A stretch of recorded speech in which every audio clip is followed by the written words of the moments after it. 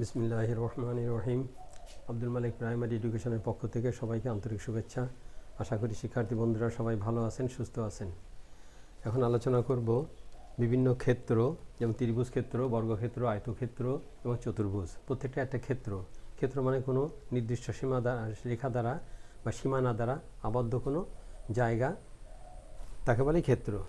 তা আমরা বের করব এখন তার ক্ষেত্রফল বের করব। ক্ষেত্রফল মানে হচ্ছে ওই ক্ষেত্রের ভিতরে যতটুকু পরিমাণ জায়গা আছে ততটুকু বের করার যে নিয়ম। ক্ষেত্রফল সমান হচ্ছে কোনো নির্দিষ্ট সীমারেখা দ্বারা আবদ্ধ জায়গা যার নির্দিষ্ট পরিমাপ আছে, তাই ক্ষেত্র। আর এই ক্ষেত্রের পরিমাপই হচ্ছে ক্ষেত্রফল। আবার বলি, কোনো নির্দিষ্ট সীমারেখা দ্বারা আবদ্ধ জায়গা যার নির্দিষ্ট পরিমাপ আছে তাই ক্ষেত্র। আর ক্ষেত্রের পরিমাপই হচ্ছে ক্ষেত্রফল। এটা আপনাদের বইতে নেই, এটা মুখস্থ করে ফেলবেন, কারণ এরকম শর্ট প্রশ্ন থাকে যে ক্ষেত্রফল কাকে বলে। দেখো 1 মার্ক। তাহলে এইটা আপনাকে লিখতে হলে সংজ্ঞাটা পুরোটা লিখবেন, যে কোনো নির্দিষ্ট সীমারেখা দ্বারা আবদ্ধ জায়গা যার নির্দিষ্ট পরিমাপ আছে তাই ক্ষেত্র। আর এই ক্ষেত্রের পরিমাপই হচ্ছে ক্ষেত্রফল। এবার বিভিন্ন আকারে ক্ষেত্রগুলো আমরা দেখি। যেমন আয়তাকার ক্ষেত্র কাকে বলে? যে চতুর্ভুজের বিপরীত বাহু সমান এবং কোণগুলো সমকোণ, তাকে বলে আয়তক্ষেত্র। বর্গক্ষেত্র যে চতুর্ভুজের 4টি বাহু পরস্পর সমান এবং কোণগুলো সমকোণ অর্থাৎ 90 ডিগ্রি। ত্রিভুজ 3টি রেখা দ্বারা আবদ্ধ চিত্রকে বলে ত্রিভুজ। আর চতুর্ভুজ যার 4টি বাহু আছে সেটাই চতুর্ভুজ। তাহলে ক্ষেত্রফল দেখলাম কাকে বলে। এবার তাহলে আয়তক্ষেত্রের ক্ষেত্রফল আমরা কি করে বের করব? দৈর্ঘ্য গুণ প্রস্থ। যদি এখানে দেওয়া থাকে এটা হলো 8 আর এটা হতো 3, 8 আর 3 গুণ করলে বের হয়ে যাবে বর্গ একক। যদি মিটার থাকে তাহলে 3 8 24 বর্গ মিটার। আর যদি সেন্টিমিটার থাকে 3 8 24 বর্গ সেন্টিমিটার। তাহলে বর্গ কথাটা হবে। বর্গের বেলায় ধরি এইটা আছে 4, এখানেও 4, এখানেও 4, এখানেও 4। তাহলে এক বাহুর দৈর্ঘ্য, বর্গক্ষেত্রের বেলায় এক বাহুর দৈর্ঘ্য গুণ এক বাহুর দৈর্ঘ্য, তাহলে 4 গুণ 4, তাহলে কত হবে? 16 বর্গ মিটার হলে বর্গ মিটার, সেন্টিমিটার হলে বর্গ সেন্টিমিটার, তাহলে 16 বর্গ একক। ত্রিভুজ ক্ষেত্রের বেলায় হচ্ছে ভূমি গুণ উচ্চতা ভাগ 2 বর্গ একক। ত্রিভুজটা এটা হচ্ছে ভূমি, ধরি এখানে আছে 5, উচ্চতা আছে 4, আর তাহলে গুণ ভাগ দেব 2 দিয়ে, 4 5 20, 20কে ভাগ দেব 2 দিয়ে, তাহলে এর ক্ষেত্রফল হবে সমান 10। তাহলে ত্রিভুজ ক্ষেত্রের ক্ষেত্রফল হচ্ছে ভূমি গুণ উচ্চতা ভাগ 2। ভূমি ধরি 10, ভূমি 10 সেন্টিমিটার বা মিটার গুণ উচ্চতা 4 সেন্টিমিটার বা বর্গমিটার, আর ভাগ করব 2 দিয়ে, তাহলে 4 10 40, 4 10 40 ভাগ করব 2 দিয়ে, তাহলে 20 বর্গ মিটার থাকলে বর্গ মিটার, যে সেন্টিমিটার থাকে তাহলে সেন্টিমিটার, আর মিটার থাকলে বর্গ মিটার। তাহলে বর্গ একক হবে, এই কথাটা লিখতে হবে যে বর্গ একক বা বর্গ মিটার। তাহলে ভূমি গুণ উচ্চতা ভাগ 2, ভূমি 10 উচ্চতা 4, 4 10 40 ভাগ 2, 40কে 2 দিয়ে ভাগ করলে 20 হবে, তাহলে 20 সেন্টিমিটার কিংবা মিটার বর্গ একক।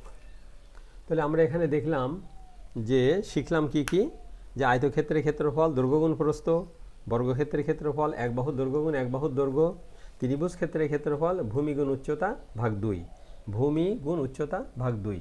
আশা করি সবাই বুঝতে পেরেছেন।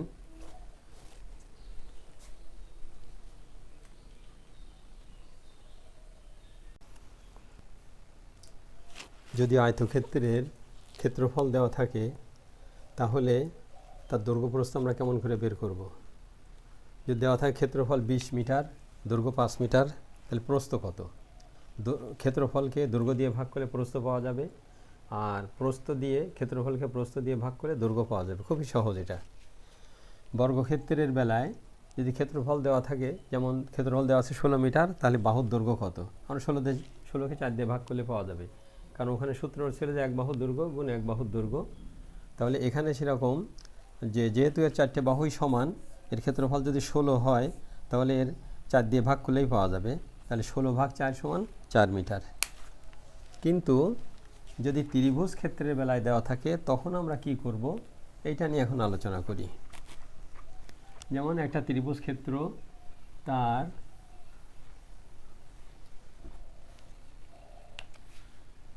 একটা ত্রিভুজ ক্ষেত্র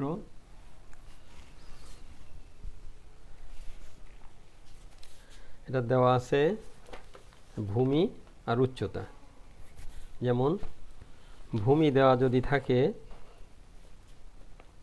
10 মিটার বা সেন্টিমিটার, আর উচ্চতা দেওয়া আছে 4। এর সূত্র হচ্ছে ভূমি গুণ উচ্চতা ভাগ 2। তাহলে আমরা এখানে কি করে বের করব? ভূমি গুণ উচ্চতা 10 গুণ 4 ভাগ 2 ভাগ 2, তো 4 10 40 ভাগ 2, তাহলে সমান সমান 20 হবে। কিন্তু দেওয়া থাকলো যে এর ক্ষেত্রফল 20, ক্ষেত্রফল 20, আর ভূমি দেওয়া আছে, তার উচ্চতাটা নেই। তখন আমরা কি করব? তাহলে ত্রিভুজ ক্ষেত্রের বেলায় ভূমি সমান, ত্রিভুজ ক্ষেত্রের বেলায় যে ক্ষেত্রফল দেওয়া আছে ভূমিটা দেওয়া নেই, ভূমি সমান ক্ষেত্রফল ভাগ উচ্চতা, মানে 10টা বের করতে হবে। ক্ষেত্রফল ভাগ উচ্চতা, উচ্চতা গুণ 2, ক্ষেত্রফল ভাগ উচ্চতা গুণ 2। ক্ষেত্রফল আমাদের পেয়েছিলাম যে 20, উচ্চতা দেওয়া আছে 4, তাহলে 20 ভাগ 4 গুণ দিব 2 দিয়ে।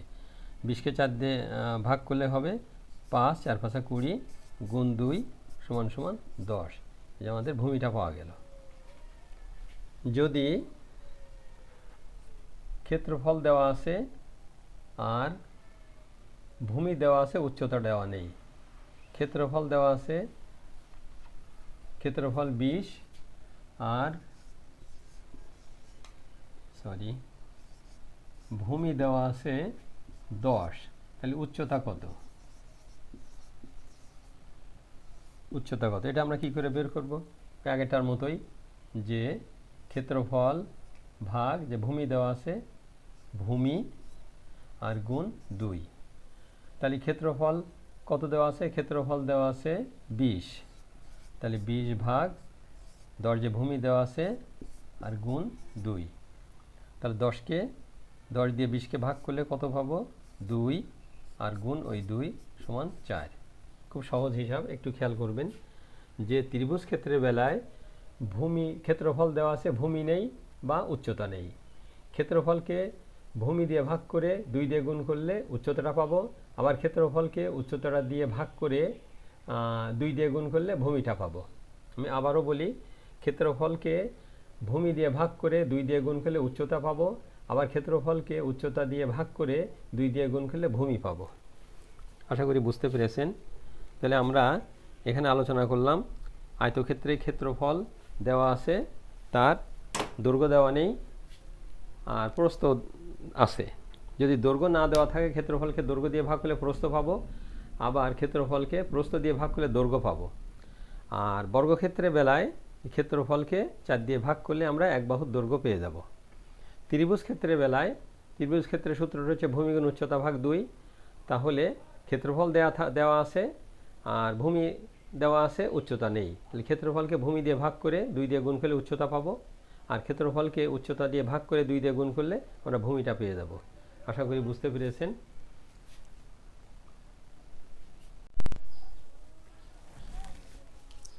এখন আলোচনা করব এটা চতুর্ভুজ ক্ষেত্রের, যেখানে আয়তক্ষেত্রটা বলছি, বর্গক্ষেত্রটা বলছি, কিন্তু চতুর্ভুজটা যদি এমন থাকে তখন আমরা কেমন করে তার ক্ষেত্রফলটা বের করব। এই ধরনের চতুর্ভুজ থাকলে তাকে আমরা ত্রিভুজ আকারে করে নিব। মাঝখান থেকে এইটা একটা দাগ দিয়ে এক কোণা থেকে আর এক কোণা, এটাকে বলে কর্ণ জ্যামিতির ভাষায়। যেমন চতুর্ভুজের যে কোনো বিপরীত কৌণিক বিন্দুর, এইটার কৌণিক বিন্দুকে এইটা, এইটার কৌণিক বিন্দু এইটা, এইটার কৌণিক বিন্দুকে এইটা, যে কোনো কৌণিক বিন্দুর অর্থাৎ চতুর্ভুজের কৌণিক বিন্দুর সংযোজক সরলরেখাকে কর্ণ বলে। তাহলে কোনো চতুর্ভুজের বিপরীত কৌণিক বিন্দুর সংযোজক সরলরেখাকে কর্ণ বলে। কোনো চতুর্ভুজের বিপরীত কৌণিক বিন্দুর এই কোণের বিপরীত এইটা, এই কোণের বিপরীত এইটা, এই কোণের বিপরীত এইটা, এই কোণের বিপরীত এইটা, তাহলে কোনো চতুর্ভুজের বিপরীত কৌণিক বিন্দুর সংযোজক সরলরেখাকে কর্ণ বলে। এখানে আমরা চতুর্ভুজটাকে এইভাবে ভাগ করে নেব, যেহেতু এর 4টে বাহু 4 রকম। তাহলে যখন একটা কর্ণ দিব, বইতে দেওয়া আছে যে এটা ভূমি 10, উচ্চতা 4, এটার ভূমি এই 10 আবার উচ্চতা 6। আমরা ত্রিভুজ ক্ষেত্রফল যেভাবে বের করেছি এখানেও ঠিক সেইভাবে বের করব। এটাকে 2 ভাগ করে নিলাম, এই একটা ত্রিভুজ আর এই একটা ত্রিভুজ। এই ত্রিভুজের উচ্চতা 4 সেন্টিমিটার বা মিটার আর ভূমি 10, উচ্চতা 4। এটাকে ভাগ করে নিলাম, ভূমি 10 থাকলো আর উচ্চতা 6 থাকলো। এখানে ভূমি গুণ উচ্চতা ভাগ 2, তা 4 10 40 ভাগ 2 তাহলে 20। আর এখানে ভূমি গুণ উচ্চতা তাহলে 10 গুণ 6 60 ভাগ 2 সমান 30। এবার এই ত্রিভুজ আর এই ত্রিভুজ যোগ করলে আমরা পেয়ে গেলাম 50।